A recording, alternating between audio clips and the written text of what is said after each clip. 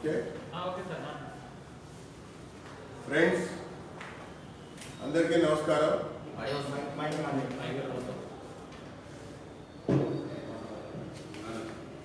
Friends అందరికీ నమస్కారం. నిన్న కేటీఆర్ గారు హైదరాబాద్లో బీజేపీ అల్లర్లు సృష్టిస్తోందని, లాఠీ చార్జ్ బాష్పవాయువు అక్కడి నుంచి ఫైరింగ్ వరకు తీసుకెళ్తుందని చెప్పని హింసని ప్రేరేపించి కార్యకర్తల్ని రెచ్చగొట్టి అటు ప్రగతి భవన్ని, అటు డీజీపీ ఆఫీస్ని, మరి రాష్ట్రంలో ఉన్నటువంటి అనేక కేంద్రాల్లో కూడా పెద్ద ఎత్తున అల్లర్లు సృష్టించబోతోందని చెప్పని ఒక మంత్రి, ఒక పార్టీకి సంబంధించినటువంటి కార్యనిర్వాహక అధ్యక్షుడు కూడా అయినటువంటి ఒక వ్యక్తి ప్రెస్ కాన్ఫరెన్స్ పెట్టి చెప్పడం జరిగింది. డీజీపీకి పోయి లిఖితపూర్వకంగా లేఖను కూడా సమర్పించడం జరిగింది. అంతేకాకుండా ఢిల్లీలో ఉన్నటువంటి చీఫ్ ఎలక్షన్ కమిషనర్ కూడా ఆయన కంప్లైంట్ చేయడం జరిగింది. కఠినమైనటువంటి చర్యలు తీసుకోవాలని చెప్పని కూడా చెప్పడం జరిగింది. ఈరోజు ఉదయం నుంచి చూసినా, ఇప్పటి వరకు చూసినా కూడా మన తెలంగాణ రాష్ట్రంలో ఉన్నటువంటి ఏ గ్రామంలో కానీ, ఏ మండలంలో కానీ, ఏ జిల్లా కేంద్రంలో కానీ, హైదరాబాద్ మహానగరంలో ఉన్నటువంటి అనేక ప్రధానమైనటువంటి ఒక కార్యాలయాల దగ్గర కానీ, ఎక్కడ కానీ ఒక్క సంఘటన కానీ, ఒక్క చెదురుమదురు సన్నివేశం కానీ, లేదా ఇంకో రకమైనటువంటి ఒక ఇది కానీ జరిగినటువంటి ఒక దాఖలాలు కానీ, సందర్భం కానీ ఎక్కడ కూడా లేదు. అంటే ఒక రెస్పాన్సిబుల్ మినిస్టరు ఆ రకంగా వ్యాఖ్యానించడం, ఆ రకంగా ఫిర్యాదు చేయడం, ఆ రకంగా దిగజారి మాట్లాడటం ఏదైతుందో ఇది చాలా తీవ్రమైనటువంటి ఒక అంశంగా పోలీసులు పరిగణించాలి. ఎవరైనా సరే, ఎక్కడైనా సరే పోలీసులను తప్పుదోవ పట్టించినా, లేకపోతే అవాస్తవమైనటువంటి అసత్యమైనటువంటి వార్తలు చేరవేసి మరి పోలీసులని ఇబ్బందులకు గురి చేయడానికి ప్రయత్నం చేస్తే కూడా చర్యలు తీసుకునేటువంటి ఒక అవకాశం అటు ఇండియన్ పీనల్ కోడ్ ప్రకారం కూడా ఉన్నటువంటి ఒక అంశాన్ని నేను ఈ సందర్భంగా తెలియజేస్తూ, ఖచ్చితంగా కేటీఆర్ పైన క్రిమినల్ కేసుని ఈ రాష్ట్ర డీజీపీ బుక్ చేసి తీరాల్సిందే అని చెప్పని భారతీయ జనతా పార్టీ డిమాండ్ చేస్తుంది. అంతేకాకుండా ఒక రెస్పాన్సిబుల్ మినిస్టర్ ఒక జాతీయ రాజకీయ పార్టీకి సంబంధించినటువంటి విషయంలో రకరకాలుగా మాట్లాడి, రకరకాలుగా మరి అప్రదిష్ట పాలు చేయడానికి, మరి అసత్యాలు, అవాస్తవాలు, ఇతరమైనటువంటి నీచమైనటువంటి విషయాలు మరి లిఖిత పూర్వకంగా ఇవ్వటం, ప్రెస్ కాన్ఫరెన్స్ లో చెప్పడం, సంబంధించినటువంటి విషయాలపైన అసలు ఆయన మంత్రివర్గం నుంచి గవర్నర్ గారు బర్త్డే చేయాలని చెప్పని కూడా నేను ఈ సందర్భంగా డిమాండ్ చేస్తున్నాను. A responsible person cannot speak like that, cannot write like that, cannot complain like that. In the true democratic spirit of India లో ఈ రకమైనటువంటి ఒక వ్యవహారం అనేది అది కేటీఆర్ కి చెల్లింది. ఖచ్చితంగా ఈ విషయంలో మేము గవర్నర్ కలుస్తాం, ఆయన బర్త్డే చేయాలని చెప్పని డిమాండ్ చేస్తామని చెప్పని కూడా నేను తెలియజేసుకుంటున్నాను. ఇకపోతే కరెక్ట్ గా సంవత్సరం కిందట హుజూర్ నగర్ లో ఉప ఎన్నిక జరిగింది. ఉప ఎన్నిక సందర్భంలో మరి ఉప ఎన్నిక ఫలితాలు వెల్లడైనటువంటి తర్వాత రాష్ట్ర ముఖ్యమంత్రి కేసీఆర్ గారు స్వయంగా మరి ఆ యొక్క ఉప ఎన్నికలో గెలిపించినందుకు 100 కోట్ల నజరానాని ఆయన ప్రకటించడం జరిగింది.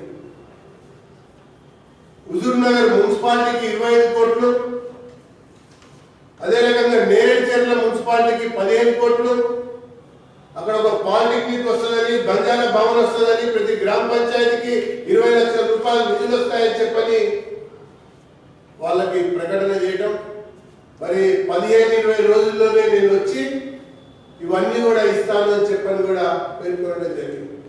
15 రోజులు పోయినాయి, 20 రోజులు పోయినాయి, నెల పోయింది, 3 నెలలు పోయింది, 6 నెలలు పోయింది, కరెక్ట్ గా సంవత్సరం దాటింది. అక్కడ ఉన్నటువంటి ఒక ప్రజానికంతో, అక్కడ ఉన్నటువంటి మా శాఖలతో, అక్కడ ఉన్నటువంటి ఒక పత్రికా విలేకరులతో, అధికారులతో అనేక రకాలుగా సంప్రదింపులు జరిపి వాస్తవాలు తెలుసుకోవడం కొరకు ప్రయత్నం చేసి సమాచారం తీసుకున్నటువంటి తర్వాత తెలిసినటువంటి ఒక విషయం ఏంటంటే హుజూర్ నగర్ ప్రజానికాన్ని మరొకసారి కేసీఆర్ మోసం చేశాడు అన్నటువంటి విషయం చాలా స్పష్టంగా అర్థం అవడమే కాకుండా 100 కోట్లు ఇస్తానన్నటువంటి కేసీఆర్ 0 కోట్లు అక్కడికి ఇవ్వడం జరిగిందని చెప్పని నేను ఈ సందర్భంగా పేర్కొంటా ఉన్నాను. మళ్ళీ దుబ్బాకలో కూడా అదే రకంగా మోసగించాలని చెప్పని ప్రయత్నం చేస్తున్నటువంటి విషయాన్ని దుబ్బాక ప్రజలు విజ్ఞతతో హుజూర్ నగర్ లో జరిగినటువంటి పరిణామాలు, చేసిన వాగ్దానాలు, అమలుకు సంబంధించినటువంటి తీరుతెన్నుల్లో ఏ రకంగా మోసపోయారన్నటువంటి విషయాన్ని దృష్టిలో పెట్టుకుని ఇక్కడ ప్రజానికం మోసపోకుండా ఉండేటువంటి విధంగా వ్యవహారం చేయవలసినటువంటి విషయం ఉందని చెప్పని నేను పేర్కొంటా ఉన్నాను. ఇకపోతే హరీష్ రావు గారు చాలా మాట్లాడతారు. హరీష్ రావు గారు మీరు ఇంకా ఎన్నిసార్లు ఇలా మాట్లాడినా, ఎంత గట్టిగా మాట్లాడినా, గుండె చించుకుని మాట్లాడినా, లేదా మొత్తం నా యొక్క జీవితమే కేసీఆర్ మయమని చెప్పుకున్నా కూడా కేసీఆర్ గారు నిన్ను నమ్మే పరిస్థితిలో లేడు. రెండోసారి గెలిచినటువంటి తర్వాత, రెండోసారి రాష్ట్ర ప్రభుత్వం ఏర్పడినటువంటి తర్వాత కేసీఆర్ గారు నిన్ను నమ్మటం లేదు కాబట్టి నీ విషయంలో అనేక విషయాలు కేసీఆర్ గారు తెలుసుకున్నారు కాబట్టి నీకు మంత్రి పదవి కూడా ఇవ్వకుండా ఇంట్లో కూర్చోబెట్టినటువంటి విషయాన్ని నేను ఈ సందర్భంగా గుర్తు చేస్తా ఉన్నాను. హరీష్ రావుని ఇంట్లో కూర్చోబెట్టినటువంటి విషయాన్ని నేను ఈ సందర్భంగా గుర్తు చేస్తా ఉన్నాను. మరొక వైపున ప్రశ్నలు సంధించాను, సమాధానం చెప్పాలి, మోసగిస్తున్నారు అని చెప్పి కూడా పెద్ద పెద్ద పదాన్ని ఉపయోగించారు. అసలు ఈ రాష్ట్ర ప్రభుత్వానికి అంటే ఈ కేసీఆర్ కి, ఈ టిఆర్ఎస్ కి, ఈ టిఆర్ఎస్ ప్రభుత్వంలో ఉన్నటువంటి హరీష్ రావుకి, కేటీఆర్ కి రాష్ట్రంలో 119 నియోజకవర్గాలు ఉన్నాయి అన్నటువంటి ఇంగిత జ్ఞానం కానీ 119 మంది ప్రజానికం శాసనసభ్యుల్ని ఎన్నుకున్నారు, శాసనసభకి పంపించాలన్నటువంటి ఒక ఆలోచన కానీ వీళ్ళకు ఉన్నదా అని చెప్పని అడుగుతున్నా. ఎందుకు ఆ 3 నియోజకవర్గాలపైనే మీకు ప్రేమ? సిద్దిపేట, గజ్వేల్, అదే రకంగా సిరిసిల్ల, ఈ 3 నియోజకవర్గాల పట్లనే మీకు ప్రేమ.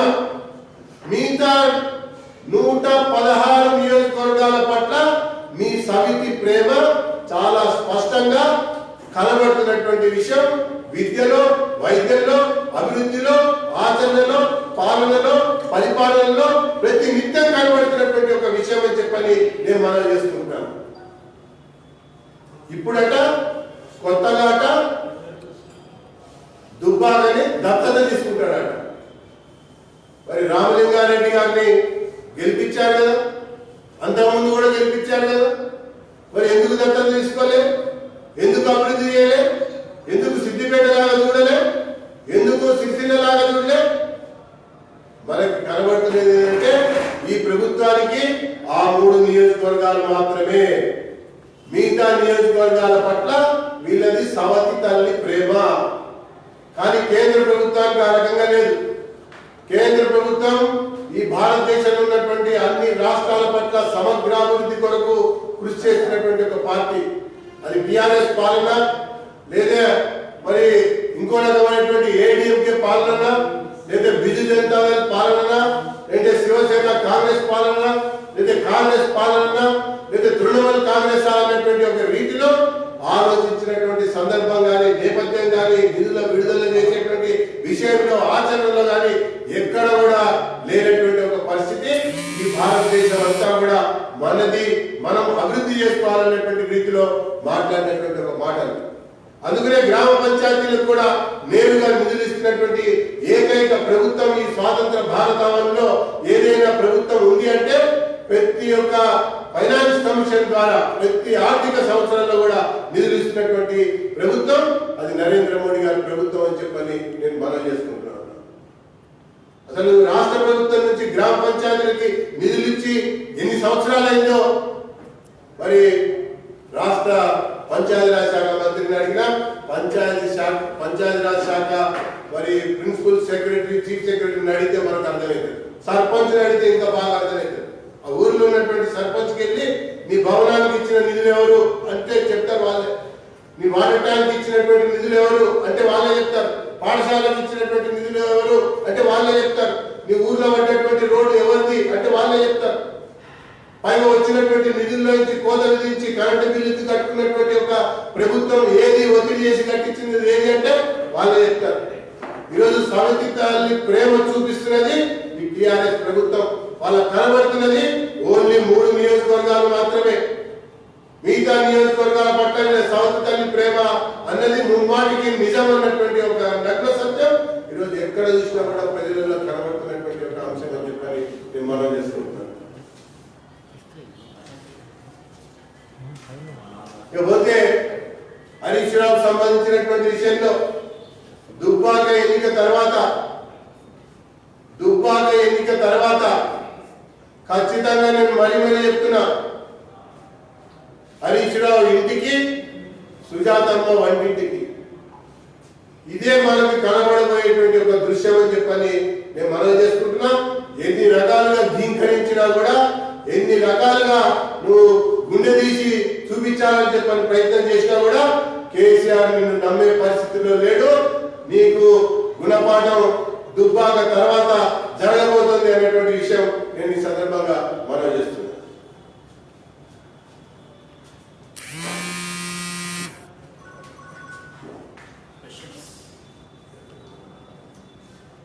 Okay, thanks.